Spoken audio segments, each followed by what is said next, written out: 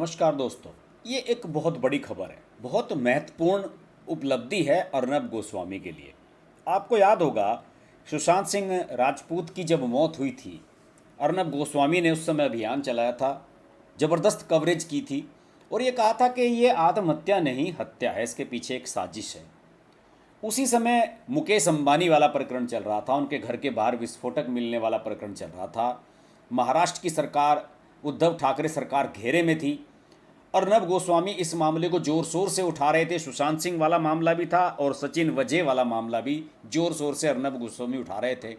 पालघर में साधुओं की जो हत्या हुई थी उसे अर्नब गोस्वामी जोर शोर से उठा रहे थे।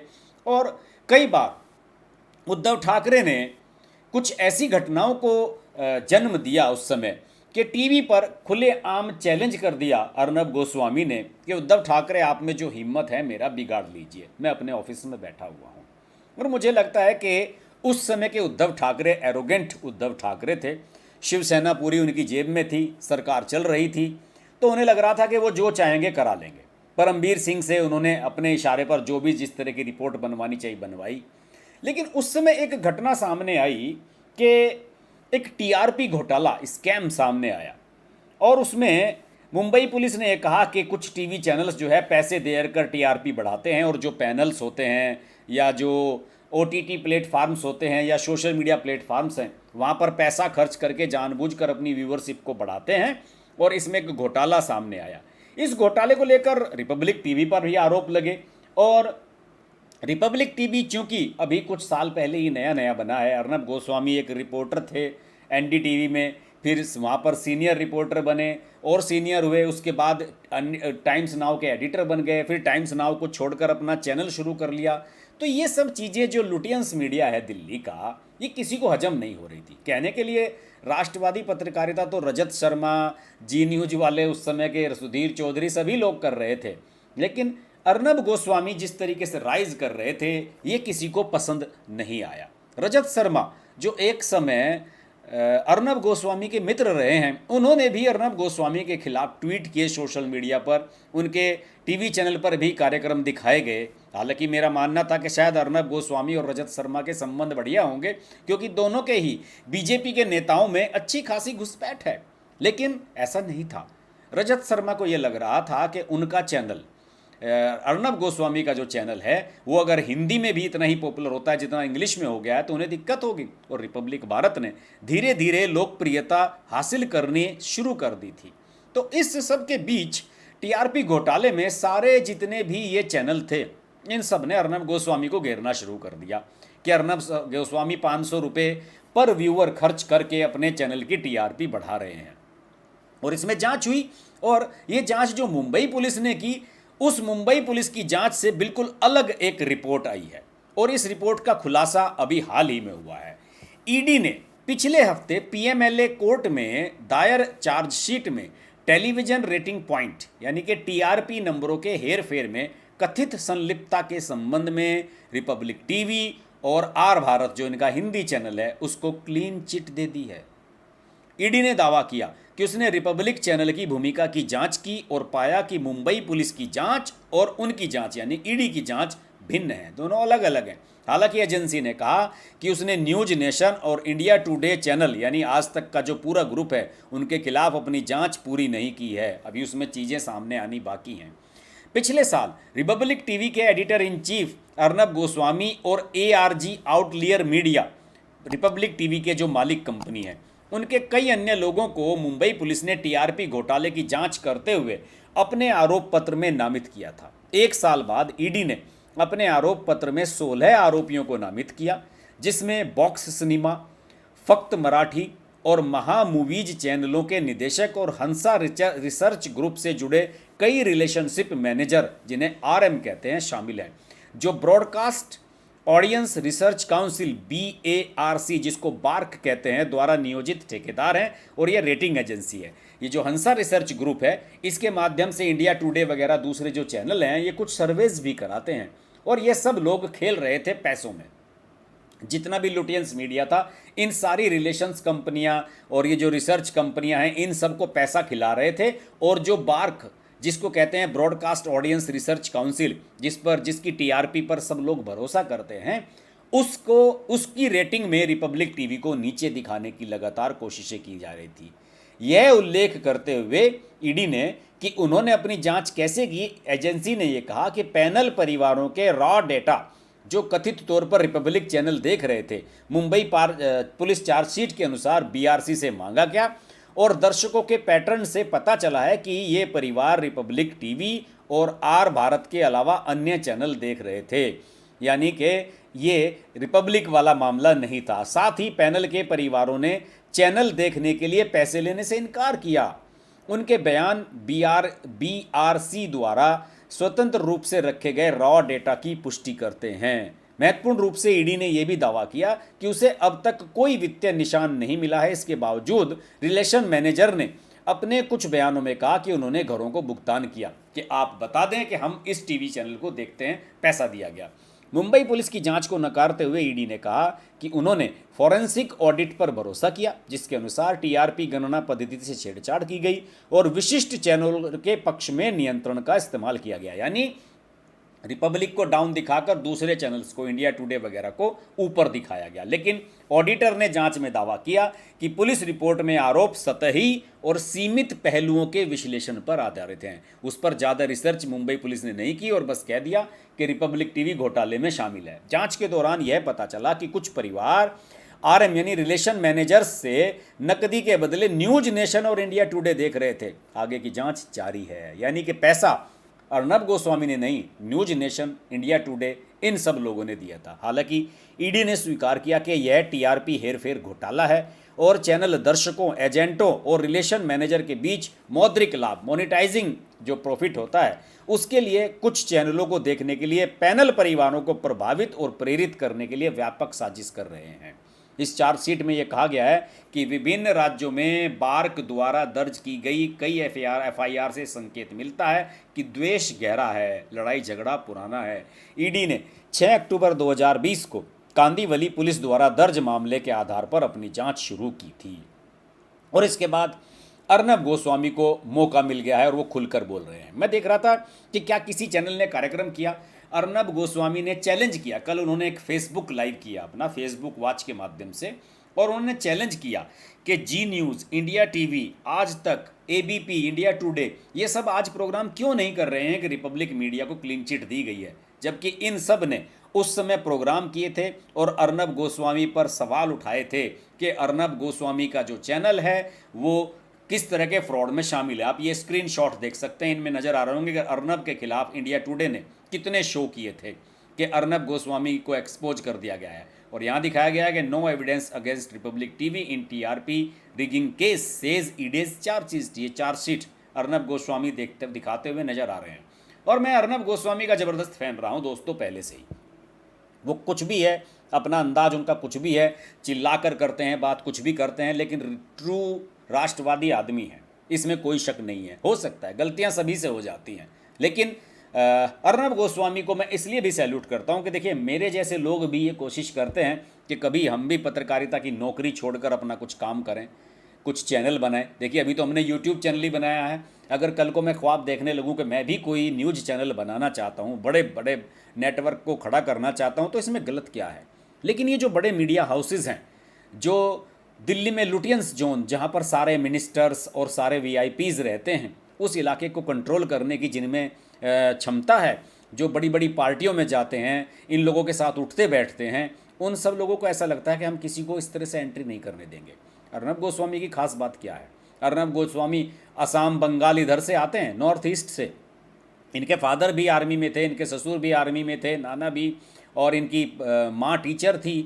तो इनका तो बैकग्राउंड बिल्कुल एक मिडिल क्लास का है। और अर्नब गोस्वामी ने मुंबई में रहकर टाइम्स नाउ की संपादक बने टाइम्स नाउ के, और लुटियंस मीडिया से अलग अपनी एक पहचान बनाई। अर्नब गोस्वामी के मैंने कई पुराने इंटरव्यू देखे हैं जिसमें अर्नब गोस्वामी ये कहते हुए नजर आ रहे हैं कि मैं शायद दूसरों से अलग इसलिए हूँ क्योंकि मैं दिल्ली का जो लुटियंस मीडिया है, दिल्ली का जो वीआईपी मीडिया है, मैं उसके साथ नहीं उठता बैठता हूँ। और यही वजह है कि अर्नब गोस्वामी का ये कहना है कि मैं दूसरे लोगों से अलग सिर्फ अपने चैनल को इसलिए कर पाता हूँ क्योंकि मैं इन सब के साथ उठता बैठता नहीं हूँ। और देखिए मैं ये अपना मोबाइल यहाँ पर क्यों रख रहा हूँ, अर्नब गोस्वामी ने कल फेसबुक पर एक लाइव किया था और उसके माध्यम से उन्होंने बहुत बड़ा खुलासा दिया, अपने उद्गार व्यक्त किए थे। उसकी थोड़ी सी हाईलाइट मैं आपको दिखा दूं, उसके बाद एक विस्तृत उनका वीडियो आपको सुनवाता हूं। आज 2 साल हो गए, 2 साल बाद, पूरे 2 साल बाद पूरी सच्चाई लोगों के सामने आई है। पूरी सच्चाई। 2 साल हो गए, 2 साल लगे सच्चाई को सामने आने के लिए। और कैसी सच्चाई, किस तरह की सच्चाई। आज जब ये फाइनल टीआरपी रिपोर्ट में लिखा गया है दोस्तों, और मैं कह रहा हूं आज ये जो फाइनल टीआरपी रिपोर्ट जो ईडी ने फाइल की है, उसमें लिखा गया है कि इंडिया टुडे, नाम लेकर कहा गया कि इंडिया टुडे के खिलाफ कई तथ्य सामने आए हैं जिन पर तहकीकात होगी और हो रही है। तो मैं पूछना चाहता हूं, आज इंडिया टुडे वाले चुप क्यों हैं? इस पर भी तो रिपोर्टिंग होनी चाहिए ना, क्यों नहीं कर रहे रिपोर्टिंग? 8 अक्टूबर को दोस्तों आप उनको सवाल पूछिए कि आज 8 अक्टूबर को दोपहर 4 बजे जब परमवीर सिंह ने प्रेस कॉन्फ्रेंस करके कहा कि अर्नब भारत के लोगों को 500 रुपए देता है अपने चैनल देखने के लिए, तो उसको आपने बिल्कुल सच्चाई, अल्टीमेट ट्रूथ कहकर आपने दिखा दी। आपने ब्रॉडकास्ट किया, आपने परमवीर सिंह को हीरो बनाया, आपने मिलिंद भराम्बे वहां पे ज्वाइंट कमिश्नर थे, उनके साथ प्रेस कॉन्फ्रेंस, उनके साथ एक्सक्लूसिव इंटरव्यू की, उस पे आपने 10-10 स्पेशल प्रोग्राम्स किए और आपने कहा कि ये अर्नब गोस्वामी टीआरपी चोर है, टीआरपी चोर है। आपने हर तरह के शब्दों का प्रयोग किया जो मैंने आज तक पत्रकारिता में किसी को प्रयोग करते हुए मैंने सोचा भी नहीं कि हमारी इंडस्ट्री इतनी नीचे गिर जाएगी कि इस तरह के शब्दों का प्रयोग होगा। आप मुझे प्रतिबंधी माने, मुझे आप पसंद ना करें, क्योंकि मेरे विचारधारा राष्ट्रवाद की है और मैं अपने आप को राष्ट्रवादी मानता हूं। और मैंने सुशांत सिंह राजपूत के लिए मैंने मुहिम की, मैंने पालघर के साधुओं के लिए मुहिम की। आपने पसंद नहीं की, आपके आइडियोलॉजिकल डिफरेंसेस है मेरे साथ, मुझे कोई प्रॉब्लम नहीं है, मगर आपने टीआरपी चोर कहा। आज बहुत बड़ा दिन है, क्योंकि देखिए अर्नब गोस्वामी का ये जो पार्ट मैंने आपको सुनवाया, मुझे नहीं पता कि ऑडियो आपको सही आया कि नहीं, लेकिन ये फेसबुक पर इन्होंने कल लाइव किया था और पूरे देश ने इसको सुना था। कोशिश की, आपने सोचा कि अगर हम इनके साथ कंपीट नहीं कर सकते प्रोफेशनली तो इनको तोड़ देते हैं। और आज मुझे खबर मिली है कि बार्क के खिलाफ सीबीआई इन्वेस्टिगेशन करेगी, तो इस पर आप क्यों नहीं रिपोर्टिंग कर रहे? और आज ये भी कहा गया है कि जो ईडी की रिपोर्ट है उसमें पाया गया है कि कई तथ्य हैं जिनके अनुसार इन्वेस्टिगेशन और तहकीकात इस बात पर होगी कि क्या ये सच है जो फैक्ट सामने आया है कि इंडिया टुडे ने किसी पैनल होम को पैसा दिया था या कोई फाइनेंशियल ट्रांजैक्शन हुई थी व्यूअरशिप के लिए। इस पर तहकीकात हो रही है और ईडी ने कहा है that the investigation against India today is ongoing, यानी कि इन्वेस्टिगेशन चल रही है। तो ये इस बात पर रिपोर्टिंग क्यों नहीं हो रही? क्यों अवॉइड किया जा रहा है? और दोस्त, हमारे जितने दोस्त हैं वो हमें ये कहते हैं कि देखिए अर्नब, इन्होंने सोचा था कि थोड़ी सी प्रेशर दे तो रिपब्लिक टूट जाएगी, अब बंद हो जाएगी। मैं उनसे ये कहना चाहता हूं कि मैं एक बहुत मध्यम वर्गीय परिवार से आता हूं। मेरे पिताजी ने भारत की सेवा की है, देश की सेवा की है। मेरे पिताजी आर्मी के अफसर हैं, मेरी माताजी टीचर है ना। तो मेरी जो बैकग्राउंड है और मेरे दोनों दादा और नाना दोनों स्वतंत्रता सेनानी हैं और ये कोई हमें तोड़ नहीं सकता है। ये मुझ पर अटैक करते हैं, मेरे परिवार पर अटैक करते हैं। मेरी धर्मपत्नी और मुझ पे मुंबई के बीच शहर एसिड अटैक की। मेरी धर्मपत्नी भी पत्रकार है, ना आप उन्हें तोड़ सकते हैं ना मुझे तोड़ सकते हैं। सच्चाई है ये। आपने मेरे परिवार पर हर तरह के लांछन लगाने की कोशिश की, क्यों की? क्या आपने सोचा कि अर्नब गोस्वामी टूट जाएगा, बदल देगा अपना रास्ता, राष्ट्रवादी नहीं रहेगा, आपकी तरह की पत्रकारिता करेगा? मैं नहीं करूंगा, मैं चैलेंज कर रहा हूं, मैं नहीं करूंगा।